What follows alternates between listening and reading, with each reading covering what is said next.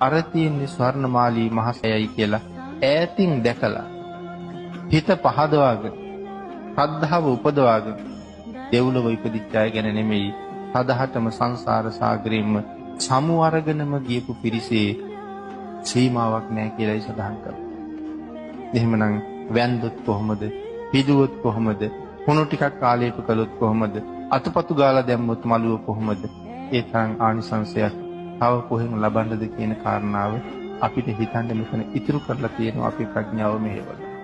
ඒ තරම් අප්‍රමාණ ආනිසංස සහිත මේ මහා පූජා වස්තුන් භාග්‍යතුන් වහන්සේගේ අනන්ත අප්‍රමාණ කරුණාව හින්දාම අපිට බුදුරජාණන් වහන්සේ දානය කළා. ඒ නිසාම සඳහන් කළා බුදුරජාණන් වහන්සේ කෙරෙහි යම් කෙනෙකුට ඇහි පිල්ලම් ගහන මාත්‍රයක් ප්‍රීතියක් ඇති වුණොත් ඒ ප්‍රීතියෙන් ලැබෙන ඵලය